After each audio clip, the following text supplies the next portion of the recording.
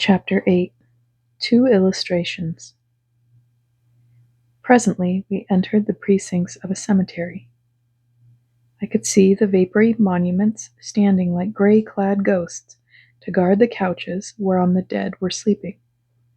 At a little distance from us was a woman, who at the first glance I identified as the object of our solicitation. She was standing at the side of a newly made grave, upon the mound of which I presently discerned another young woman, sitting with her head buried in her hands, weeping. No explanation was necessary to tell me this was one of the friends whose uncontrollable grief had drawn this sister's soul back from peace and happiness to an experience the nature of which, at present, I had not the slightest conception. I was more than interested.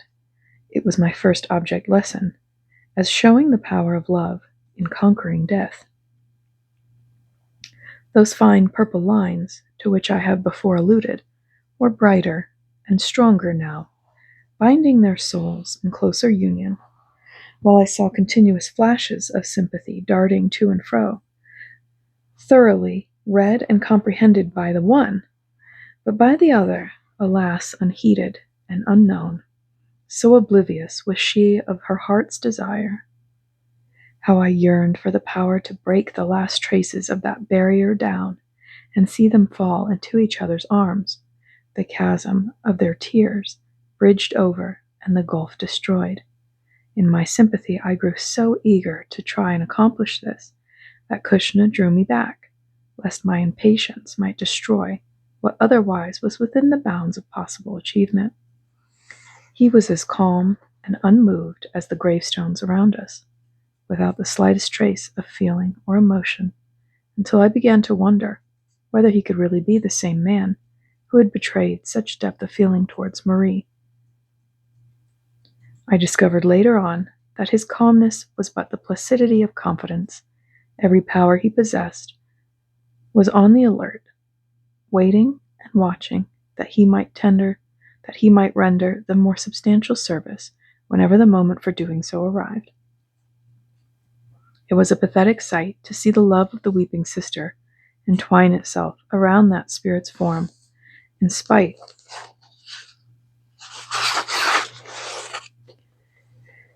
of the evident reluctance of the one to yield to the influence of grief. Poor child, what a different lot hers might have been at that moment, but for the flood of that misguided sorrow. That she realized, this was only too plainly visible. Her love had not changed, but oh, if she had but rested a little longer, if she had but gained a little strength, or knew in what way she could minister and be of service to the mourner. But now she was helpless. She was made to suffer in witnessing the agony, without any power to minister thereto. The triumph of grief became momentarily apparent. The ever-contracting lines had drawn them side by side, and the arm of the immortal passed unfelt around the trembling form of her less fortunate sister. Lips too much of heaven for flesh to feel pressed their kisses upon that throbbing brow in vain attempt to soothe and calm, until I wondered how it was possible for a veil to hang between them. Now appeared to be Kushna's time for action, and he at once made our presence known, at the same time encouraging our friend to speak to her sister, a proceeding which, strange as it may appear, she had not yet attempted since our arrival. At the sound of his voice, she turned with a half-inquiring, half-incredulous look, as if to ask, if she cannot see me, how can she hear? But he persuaded her and promised his assistance, by which it might be possible, at least to make some little impression, until I saw she began to hope, even while she trembled with fear. Gently withdrawing her arm, she arose, then threw herself upon her knees before the weeping girl, looked steadfastly into her face, and murmured, "Sarah, dear Sarah." The sound was soft and musical as a summer's zephyr, and was successful, I think, even beyond Kushna's expectation. The girl lifted her head, the tears for a moment ceasing to flow.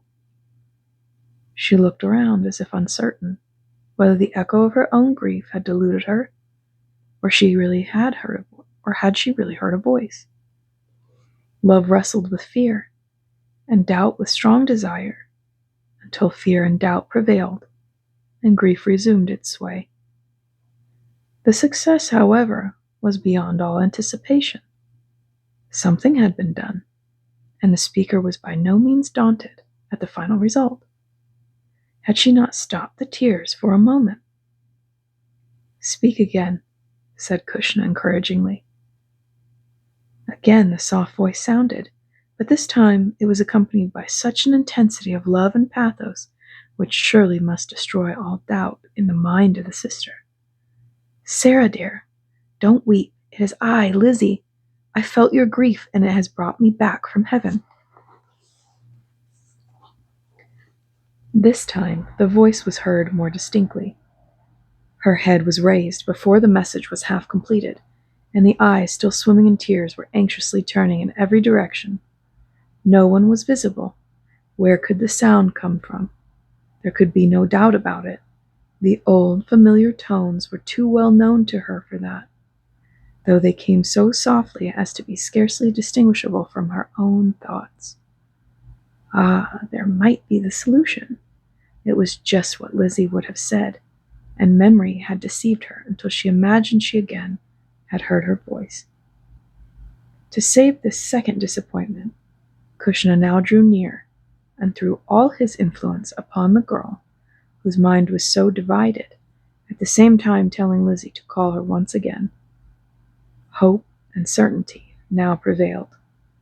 There was not the slightest room for doubt. It was her sister who had spoken to her, even though she was invisible. With a scream of joy, she bounded to her feet and hurried homewards with the happy news. We followed. Lizzie was elated at the completeness of her unexpected success. Kushna had again become calm and thoughtful. I was in a condition of indescribable bewilderment. If what I had just witnessed was all it appeared to be, that is, if it was real and not a dream, death was a chimera, which would presently disappear, and the declaration of Christ to Martha, "He that liveth and believeth in me shall never die," would become a literal fact instead of a spiritual illustration. The distance which now divided us from earth had already become so small that a faint whisper could traverse it and be distinctly heard upon the other side. Soon it would be but a veil, perhaps thin and transparent enough for our forms to become visible. Then the rent, and all would be restored. The rest? Maybe he meant the rest. But I was premature. The joyful tidings of which she was the bearer lent fleetness to the steps of Sarah as she hurried home, like the Magdalene, with the news of that the stone had been rolled away from the grave, and her sister was not dead. She spoke to me while I was sitting on her grave. She cried in wild excitement. I couldn't believe it at first, but she spoke again, called me by my name, and told me she was here. But still I could not think it true. Then for the third time I heard her and could not doubt. She is not dead, but still with us. Even if we cannot see her, she is here. Listen, listen, and you will hear her as I have done. Poor soul, the exuberance of her joy was attributed to an unhinged mind, and parents and friends wept still more that grief at the death of one child had drowned the reason of another. In vain did Lizzie try to make her presence known. Her soft and gentle voice could not possibly be heard in the clamor of such authoritative prejudice. She waited for a moment's quiet at her sister's side when she spoke to her again. But if her voice was heard, it no longer fired the new-found joy. The cold waters of bigotry had too effectually quenched that to be rekindled, at all events for the present. At this discovery she too began to weep. Earth receded from heaven. The chasm which for one brief moment had been bridged over, and seemed so bright with hope, had again become a black and impassable gulf, and the ignorant assumption of friends on earth acquired the power to dim the joys of paradise. Kushna's attention were now directed to draw Lizzie away from the house where the influence of attraction had entirely ceased to operate, love having been supplanted by intolerant superstition. Under these circumstances, his pure and unselfish devotion had the greater force. She turned towards the sympathy, and as in the case of Marie, her grief gave place to exhaustion. Kushna now flashed for assistance, giving her into the charge of friends to carry back to Siomedes, where she would sleep again. "How long will she sleep this time?" I asked, as they left us. "I cannot say. Probably as long as before. The time varies according to circumstances." "Will she come back here again?" "That is very possible," he answered. "I have known some friends come back 3 or 4 times. Others are so fascinated by this mistaken grief as to be held prisoners by it, and almost defy any power to draw them away." How different it would have been if it had been possible for her sister to have seen as well as heard her. Not at all. It would only have been taken as another evidence of the poor girl's insanity. When we left the grave, I thought everything would end so happily. I was by no means hopeful of such a result. Experience teaches me otherwise. I should grow more sanguine if I could see a disposition on the part of mortals to admit the possibility of our having attained to some knowledge at present beyond themselves. But we cannot expect too much from them so long as they imagine our only employments are singing "Glory, glory, glory," or writhing in unutterable torments. They fight the battle, we wear the crown. They perfect reason and knowledge, we rest from our labors. They hold us in the relative estimation of antiquated volumes upon the shelves of life's library, out of date, not reliable guides to follow, and certainly extremely dangerous to consult. Does not this discourage you in your work? No. Our knowledge of the government of God shows us that all the erroneous ideas of men can only delay, they cannot prevent, the success of truth ultimately. They attach an undue importance to the earth life, and transfer the great advantages, which are the peculiar features of this estate, to the earth condition when they do so. With them everything is determined by the 80 years and 10. The temporal governs the eternal, the finite controls the infinite, the things which are not are placed in jurisdiction over the things which are. We know better, and therefore can wait if needs be. At the same time, we are not unconscious of the advantage of a right commencement. Is not that a somewhat dangerous doctrine to preach? I asked. Why so? It is the truth, and I have no fear of consequences when the truth is spoken. If the declaration of the love of God is not strong enough to draw all men unto him, the suppression of that truth, or the foundation of any system of terror, will never drive men to him. When God has formulated a plan of salvation, it only shows you how man arrogates all knowledge to himself when he dares to step in to revise and correct it. I should almost shudder to think of the way some men would live, I replied, if they were assured that the wrongs of life might be rectified afterwards. That is because you are only looking at one side of truth. Let us see how it would work out if everything was told. Suppose for a moment that the communication between the two worlds was a recognized fact, and Marie was able to tell on earth the story of her experience in both as you have heard it. Do you think many of her hearers would care to cultivate her jealousy? No, I answered. If they could hear it as I heard it, no one would dare to face the consequences. Then why fear the proclamation of the whole truth, seeing that it is but the application of righteous sequence? Whatsoever a man soweth, that shall he also reap. But the harvest will be a natural, not a vindictive one. You are right, Kushna. I was compelled to acknowledge my idea was unjust because ignorant. Now, said my companion, I will give you a glimpse of a brighter side of our work, where you will see a cause for hope. And all those results obtained which you looked for between Lizzie and her sister. My thanks had scarcely time for expression before we entered a room almost as tangible as ourselves. This fact considerably perplexed me at the time, but I afterwards discovered it to be due to the spirituality of the man who used it as a study. The house was one of those modest artisan dwellings which abound in the southern outskirts of London, constructed for occupation by two families, and the particular room was the one designed for a kitchen on the upper story. The plate rack served for the shelves of a very modest library, while the furniture consisted of an armchair, couch, and table, at which sat a man who had scarcely yet reached the prime of life, evidently deeply interested in a book. Krishna bade me watch the different effect of his speaking to that which accompanied Lizzie's first words to her sister. "James," he said in a voice scarcely above a whisper. Instantly the reader raised his head, looked at us with a smile of welcome, and answered, "Oh, Krishna, is that you?" "Yes. Are you busy?" "Not if you want me," was the reply.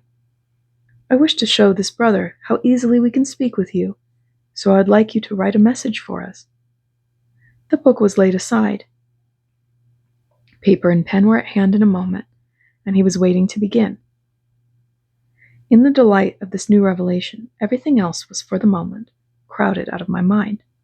All was so very natural that I almost forgot I had passed into the world of spirit. There is not even a shadow between the two states now. They were not two any longer, but only two aspects of one. "Perhaps you would like to give the message," Krishna suggested. "I would, but this disclosure completely drowns my powers," I replied. "Then I will. Let me see. What shall I say?" "This is a good opportunity for one of your impromptus," said the waiting scribe. "Very well, then. You may call it The Passage of Death. O brethren of earth, where the soul has its birth, at the thought of the Jordan who quiver, when I fell asleep, I found that the deep was the wave of a cloud, not a river. Men say that the tomb lies hidden in gloom, whence demons and devils forth sally. I came through the place in running my race, and I tell you, there is not a valley. They say as a guard at a gate that is barred, an angel is standing in state. I passed over the ground, but no obstacle found. So I tell you, there is not a gate. No gate where men quail, no dark, low-ringing veil, no river your course to resist. I felt but one chill, then a hush, all was still, and I stood on the slopes through the mist. There was no slip, doubt, or uncertainty from the beginning to the end of the message. No wonder or amazement expressed on the part of the amanuensis, the scribe, who wrote as calmly as a clerk receiving letters by dictation from his employer. I realized in those few minutes that if no other link existed in all the earth, that one was quite sufficient to hold the two estates of life in an indissoluble bond of union, and capable of being strengthened until all the errors of the flesh should be corrected, and the last rebellious child of earth had answered to his father's invitation. Come. The writing finished, it was read over, then placed aside to be added to a volume of such messages, which from time to time were being received from members of the large band of spirits, at whose disposal that truly inspired teacher placed his services. This accomplished, he asked, "Can I do anything more for you?" "Not for the present." "Shall you see Zangi soon?" I can send to him if you need anything.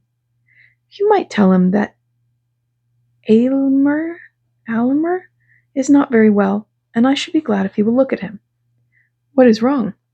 "Oh, nothing much, but it gives him an excuse to ask for Zangi." "Tell the child. I will let him know at once. God bless you." I was informed that to such an extent had communication been opened with this family that several of the children could converse with us almost as readily as the Father. Yet there was nothing to distinguish them from the ordinary run of mankind. The privilege was a sacred one, which entailed a great responsibility, so it was never paraded before the vulgar crowd to gratify a morbid curiosity. Comparatively few were made acquainted with the astounding facts, and fewer still were they who were permitted to be present when any such interview was held. In the presence of this family, some of our friends had even been able to assume a solid body, as the angels did of old, and minister to medical and other requirements. The attachment of this little fellow, only 8 years old, for Zangi, arose from gratitude for the instantaneous replacement of a dislocated ankle, which the doctor had said would be weeks before he would be able to use it. Kushna, it should have been Kushna. Kushna, I cried in amazement. Will there ever be an end to the surprises you are unfolding to me? Why, you speak as if the whole thing was as natural as passing from one street to another. It is even more so, he replied, when we have the necessary basis of love to work upon and a waiting mind to answer when we speak. The man who hears us will be heard by us and be responded to when he calls. This was the secret of the old-time prophet's inspiration. In this incident, you have witnessed nothing new, but have simply been made aware that the old methods and advantages have not been changed or ended. I know it is strange and surprising, but that is because mankind has erred and strayed from the truth, having sold their birthright of open communion for a mess of ecclesiastical pottage, not because God has changed or his system of government in any way altered, but the days of error in this respect are numbered. This channel of communication is but one out of thousands which have now been opened and are being used constantly by us to ring out the false and ring in the true. No one needs to be told that creed and reason are at variance. It was this that kept me outside the church all my life. One of the most flagrant illustrations of this is to be found in the position the church has, almost universally assumed, in the matter of spirit communion. It is taught as an article of the faith that evil spirits possess and exercise the power of communicating with man. They can appear to, converse, and enter into compacts with, and even take possession of the bodies of those who are in affinity with themselves. But holy men and women who have passed from earth have no such powers or privileges afforded them, the permission for intercourse in their case having been withdrawn long ago, because the mission of such had been fulfilled. Directly you bring your reason to bear upon such a doctrine, you explode it, without saying anything about the changeless character of God, which must ever be borne in mind. It makes him to be arbitrary and unjust in the most cruel sense.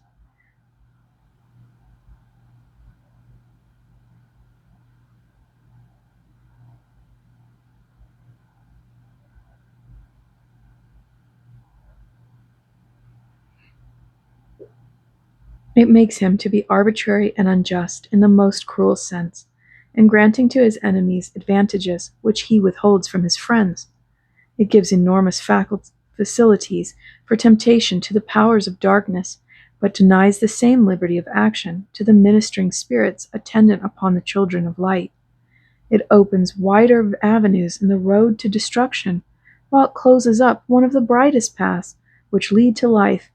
Yet all the while they say, God is no respecter of persons, that he willeth not the death of a sinner, that he will save to the uttermost all who will come to him.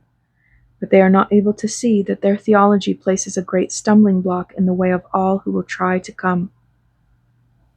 But it is a fact, I ask, that evil spirits have equal faculties for communication.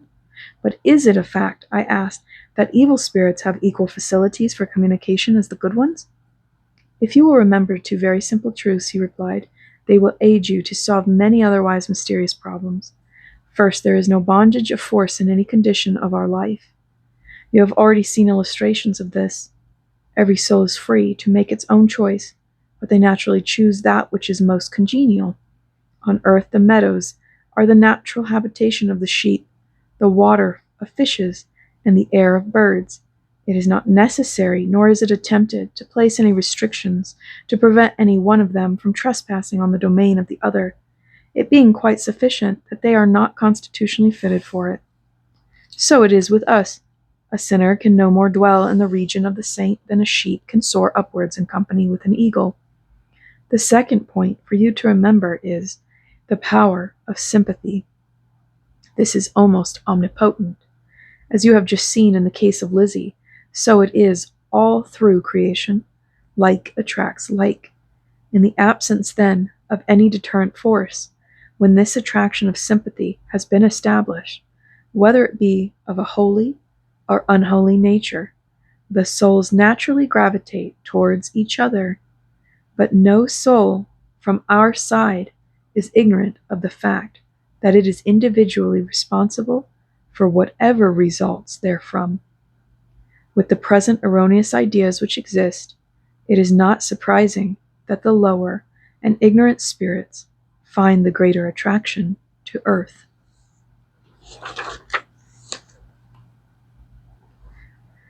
Then you regard the present state of your communication with earth as being a somewhat deplorable one.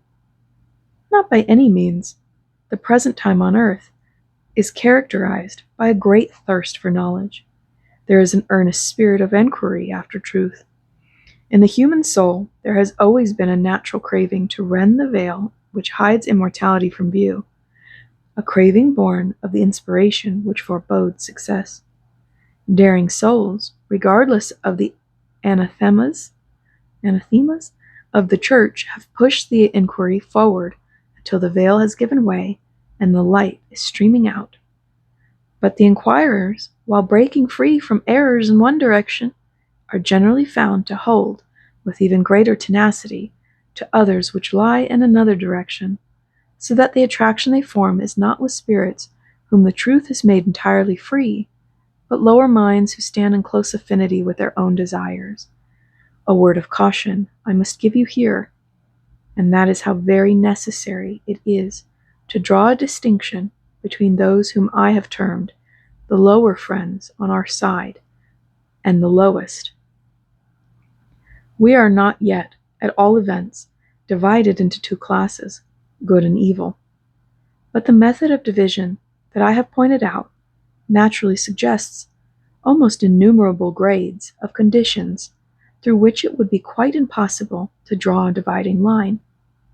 Now the class of souls attracted by these inquirers are spiritually in affinity with themselves, but by reason of their life with us, they can teach many truths, which will prepare the way for higher and more powerful ministers to follow them. The present outlook, therefore, is not at all a cheerless one, but on the contrary, full of hope and promise.